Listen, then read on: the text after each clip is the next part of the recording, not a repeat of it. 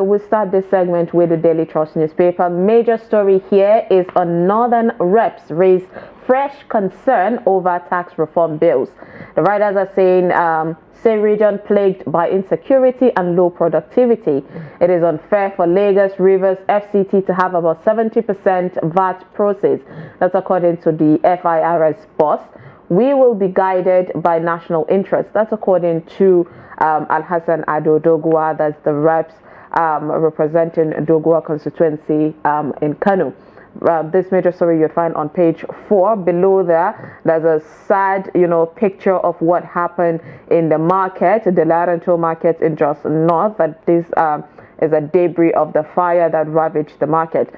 Below that pictorial, we see "You are a hypocrite." Presidency fires back at former President Olusegun Obasanjo. Fire destroys the Laranto market. NERC to discos, replace old meters at no cost. That's not you charging the people. Trump to use military for mass deportation. Interesting there happening in the USA. Below the headlines, we see G20 leaders inaugurate global alliance to end hunger. Auditor General uncovers 3.4 trillion naira fraud in MDAs. Court squashes NBC's fine against Trust TV, limits commission's power. That's a great win for us. Moving on, these are the stories that you find on the Daily Trust newspaper. Let's take a look at the Punch, where the major story is on the corruption allegations. The presidency attacks Obasanjo as opposition backs ex-president. The federal government say Obasanjo lacks moral grounds to attack Tinubu. Opposition insists ex-leader right on corruption and bad governance. Below there, of course, there's a pictorial of the president and his first lady with, the president of Brazil, Lula da Silva, there, and his first lady as well. Below that pictorial, we see Ondo poll, Aiyedatiwa gets certificate of return Wednesday amid protest. Trump plans to use the military for mass deportation. Planned takeover, Makinde Adeleke knock Ganduje over threat. Beside the headmaster, we see Senate invites top doctors over strike. Top there, default 34 states, FCT shun 263 billion naira UBEC grant. Luggage delay to attract $170.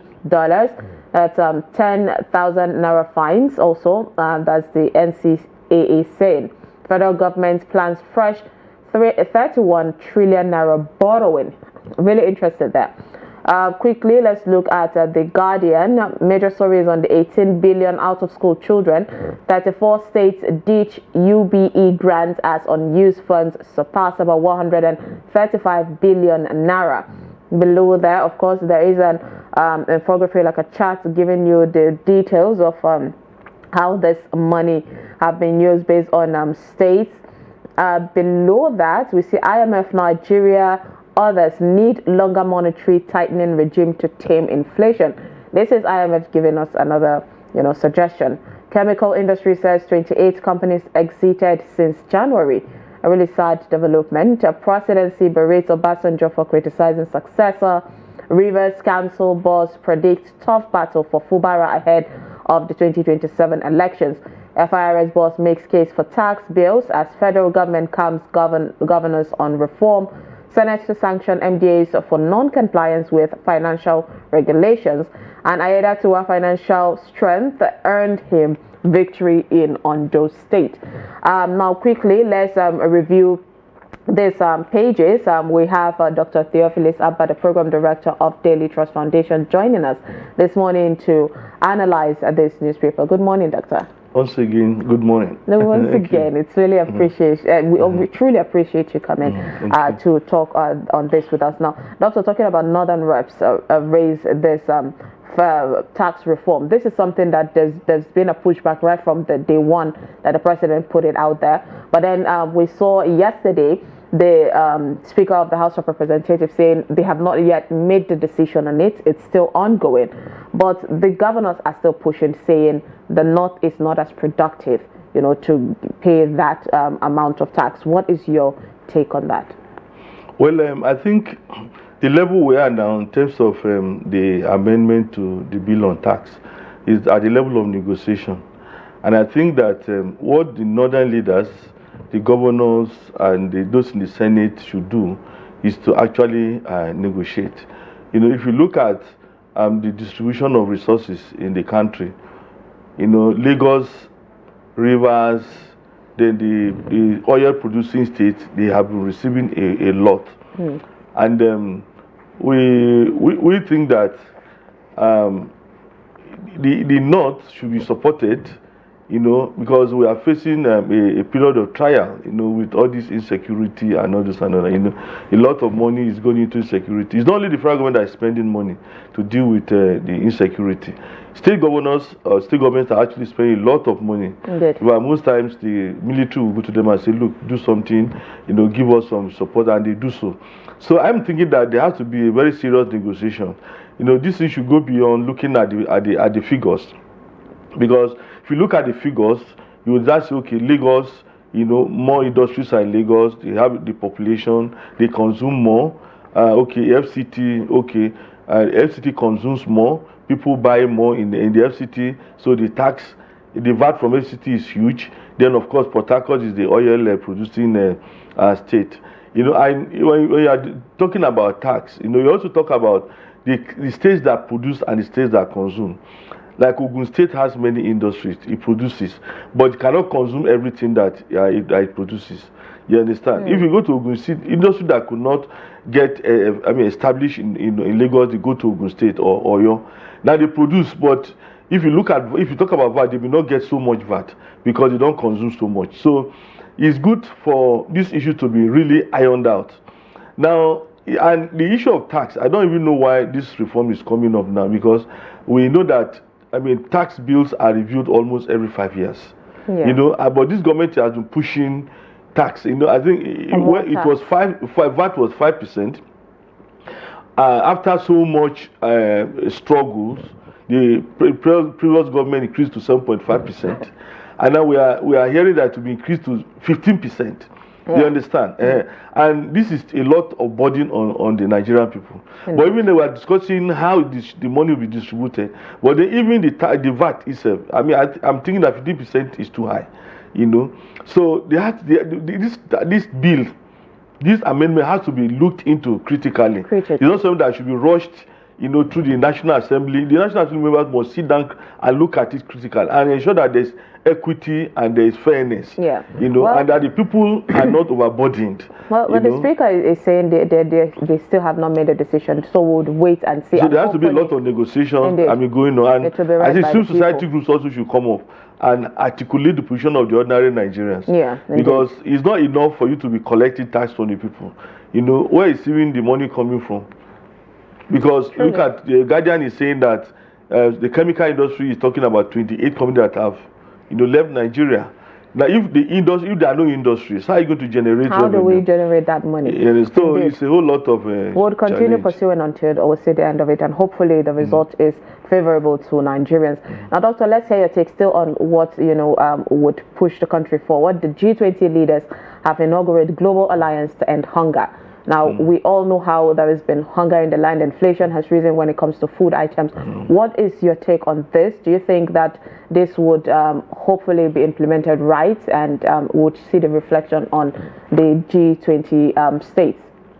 Okay, when you talk about a global alliance, it's just like any other, let me say, focus. They are saying, well, we have to end hunger. And if you say you must end hunger, it's not just the campaign, it's not just the sloganeering that matters. It's actually what we do on ground, what is on ground. If you look at Africa, Africa has what I call fertile, land for cultivation and all those things. But Africa is disadvantaged in terms of food production. You know, when you talk about food production, we don't have the machines. Up to today, we still use our hoe and cutlasses. Yeah. And those who can afford the machine, tractors, you know, to work with, you know, they are not even allowed in Nigeria now because bandits will just go to your farm and destroy everything. So I think that we must localize it beyond what G20 is saying. The G20 may come up with GMO. Okay, we can give you genetically modified food to eat. You know, you are hungry, you can't even produce. Your country, you know, insecurity is making it difficult for you to produce. So we'll give you this. But then I'm telling you that some of these things are not good for our health. They are not healthy. So in Africa, in Nigeria, we must insist on how do we, increase food production. And it's like I spoke with a professor about this issue of food production. I was telling him, Theophilus, it's not the land, the size of land I used to cultivate that determines the production of food. You know, it talks about precision agriculture. Yeah. The kind of agriculture that even a small space can produce a lot. So we actually need technology. And the Western nations have this technology. But can they give us this technology? Can they support us? Yeah. Common fertilizer is a problem. So that should be the focus of African countries, you know, pushing for the help and assistance aid coming from, you know, mechanized in terms of technology, in terms of, you see, those things that we need to survive. You know, everybody will not become farmers, but from a small space you can cultivate something. Yes, and but then we need all the support from production. the developed countries. All right, from that, we have a lot to talk about, Doctor, so I have to just walk us through. Now, 34 states ditch UBE grants as unused fund surpasses about 135 billion. Talking about, you know, with everything that we keep pushing for education, you know, for the kids, best and that, but there are still money that are still unused, and then people are out of school. With this administration, teachers, you know, head teachers have even come out at the basic level making complaint about how people have withdrawn, you know, have dropped out from school because of how difficult life has been, and yet there's not been any help or sponsor. What is your take on, you know, these 34 states that have ditched the UBE? Now, okay, if you look at why the UBE was set up, or the UBEC was set up, it was actually to ensure that primary education is effective. That means that children can go to primary and junior secondary school without any difficulties. You know, textbooks are provided. Then there's even the school feeding aspect. Then there should be enough classrooms. There should be enough labs. You know, there should be enough desks. You know, so that was the objective of the UBE. And industries are contributing to the fund. The government is contributing to the fund. You know, I want to situate why you have this UBEC, so that we will know what the harm that governors are doing, you know, to the basic education on their own. You see, because UBEC was set up because state governments were not doing the right thing. Now, all they needed to do to be able to access this fund was to say, okay, we have identified schools that need more classrooms because of their population. Now, the project is so and so amount. This is it. UBEC, give us the money. UBEC will now say, okay, we are going to give you the money, but bring your own counterpart fund. That is maybe 50%. This project is 50 million. Bring 25 million so that we can do this. So that we can build the classroom. And the state governments are not doing it. You see, and that is a very big problem in Nigeria, because even foreign supports that need counterpart funding, we don't see state government playing their role. You know, meanwhile they have money to do other things. So I'm thinking that at the level of CSO, civil society groups should begin to canvass support. Even the State House of Assembly, they should wake up, because they are the ones that should have oversight over the executive. If they don't wake up, if they don't put pressure on the executive, you see, they will not prioritize education. You see, unfortunately today, you see a child who finishes junior secondary school. He can't even write a letter. Absolutely. He can't write. If you ask him to spell things that he relates with every day, he cannot even spell. And that is because of the weakness of basic education. Now, we were thinking that with what government did with the UBE, that a lot of resources will be available. The state government will not need to carry the whole burden. But in this case, the portion they are supposed to contribute, they don't want to contribute. And I'm thinking that UBEC is doing the right thing by not releasing the money. There have been campaigns. Until at least the state government put some kind of effort. Because the state government has gone into this campaign to say, it's our money, why not give it to us? It's our money, give it to us. And it's not, it shouldn't be given to them except they can prove. Even but some state governments have been so dubious. Yeah. If they will just go and take loan from maybe a bank, and put it down as their counterpart fund, and as soon as UBEC releases its own, they'll pull their own money from it and return it to the bank. So that is one of the prices that some governments. This is a thing that we need to look more into, because it seems, the state governors with their powers. But the onus rests on the House of Assembly, because if they don't do anything, if they fold their arms, this government, state government, they just take us to a right, and will be worse for it. Well, at the end of the day, Nigerians, based on everything that you've heard and seen, it's saying that you should go back, like we always push on this channel, to hold leaders accountable, especially when it comes to, House of Representatives that you went out to vote. These people are meant to oversee, just like you said, the executive. So making sure these people also do right by the people, because basic education, especially in the northern part of the country, has been really bad. But then thank you so much, Doctor, for joining us this morning. Always a pleasure to talk to you. Now, that was Dr. Theophilus Abba, Program Director of Daily Trust Foundation, joining us to make review. Make sure you pick any of the national dailies to equip yourself with knowledge of what is going in and out of your country. I am Sumaya Abubakar. Thank you so much for staying with us.